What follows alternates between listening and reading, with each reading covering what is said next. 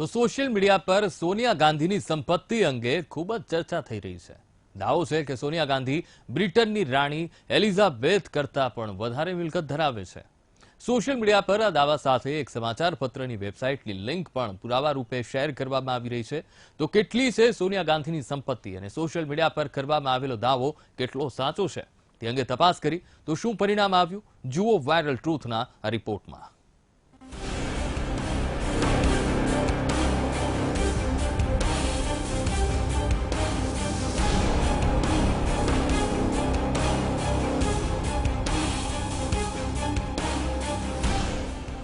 एक नहीं, બે નહીં, સેંકડો ટ્વીટ અને ફેસબુક પોસ્ટ।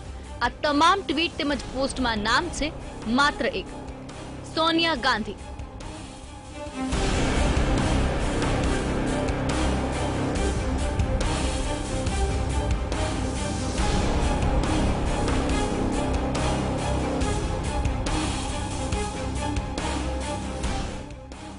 સોનિયા ગાંધીની સંપત્તિ અંગે દાવો કરતી ટ્વીટના અમે સ્ક્રીનશોટ્સ લીધા, જેમાં ટ્વીટ કરી છે ભાજપના પ્રવક્તા અશ્વિની ઉપાધ્યાય।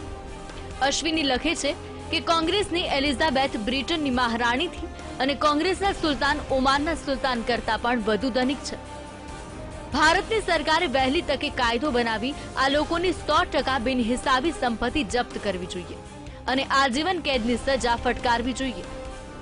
અશ્વિની ઉપાધ્યાય આ ટ્વીટની વેબસાઇટના અહેવાલની લિંક તો મૂકી છે, પણ સાથે સાથે પ્રધાનમંત્રી મોદી અને પ્રધાનમંત્રી કાર્યાલયના ટ્વિટર હેન્ડલને પણ ટેગ કરી દીધા। માત્ર ભાજપના પ્રવક્તા અશ્વિની ઉપાધ્યાય જ નહીં, સોશિયલ મીડિયા પર અન્ય લોકોએ પણ આ જ દાવો કર્યો। કેટલાકે સોનિયાની વધુ પડતી સંપત્તિને કાળા નાણાં સાથે જોડી, તો કેટલાકે રાહુલ ગાંધીને સવાલ કર્યો કે હવે આના પર પણ કંઈક બોલો।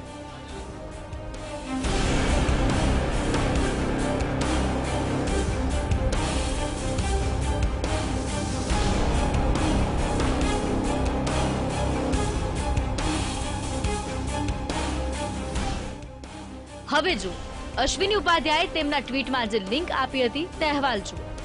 અંગ્રેજી વેબસાઇટની હેડલાઇન જ લખેલી છે કે સોનિયા ગાંધી બ્રિટનની રાણી એલિઝાબેથ II કરતાં પણ વધુ ધનિક છે અને આ સાથે જ આ સમાચાર હફિંગ્ટન પોસ્ટના હોવાની પણ સ્પષ્ટતા કરવામાં આવી છે। આ અહેવાલમાં લખ્યું છે કે સોનિયા ગાંધી દુનિયાના 12મા સૌથી ધનિક રાજકારણી છે।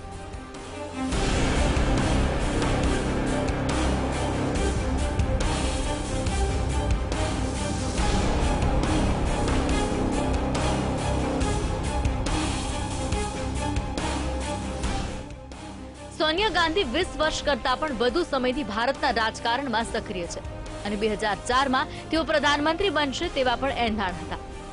જો કે આખરે મનમોહન સિંહને પ્રધાનમંત્રી બનાવવામાં આવ્યા, પણ સોશિયલ મીડિયા પર થઈ રહેલ દાવા અને અંગ્રેજી વેબસાઇટના અહેવાલને જોઈ સવાલ ઉભો થાય છે કે શું સોનિયા ગાંધી બ્રિટનની રાણી કરતાં પણ ધનિક છે? સોનિયા ગાંધી પાસે હાલમાં કેટલી સંપત્તિ છે? સવાલ નંબર 3, અંગ્રેજી સમાચાર પત્ર હફિંગ્ટન પોસ્ટનો દાવો કેટલો સાચો છે? સવાલ નંબર 4, શું દુનિયાના સૌથી ધનિક રાજકારણીમાં સોનિયા ગાંધી 12મા ક્રમે આવે છે?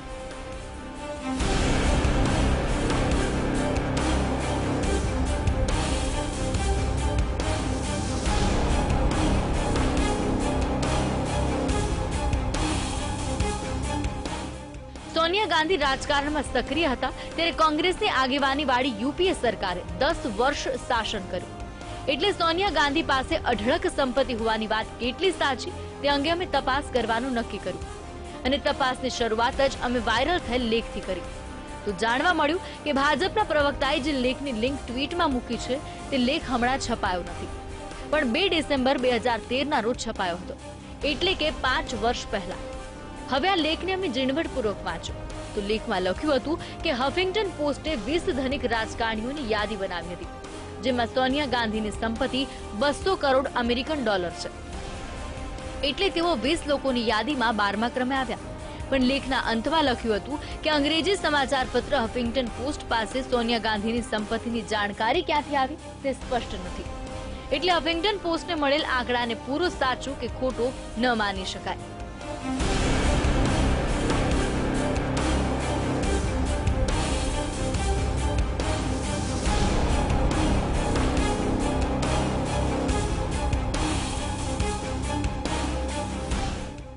હવે અમે પૂર્ણ સત્ય જાણવા હફિંગ્ટન પોસ્ટની વેબસાઇટ પર પહોંચ્યા અને 2013ના આ અહેવાલને શોધી કાઢ્યો.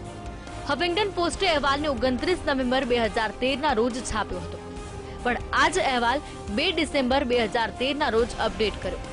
આ અહેવાલમાં અમને હફિંગ્ટન પોસ્ટના એડિટર દ્વારા છાપવામાં આવેલ એક સૂચના જોવા મળી, જેમાં લખ્યું હતું સોનિયા ગાંધી અને કતરના સુલતાન હમીદ બિન ખલીફા અલ થાનીનું નામ હટાવી દેવામાં આવ્યું છે, કારણ કે આ બંનેની સંપત્તિ અંગે અમારી પાસે પુરાવા ન હતા. એટલે જ્યાંથી સંપત્તિની વાત ઉઠી તે જ સમાચાર સંસ્થાએ આંકડા સાચા હોવા અંગે શંકા વ્યક્ત કરી, અને એ પણ આજથી 5 વર્ષ પહેલા.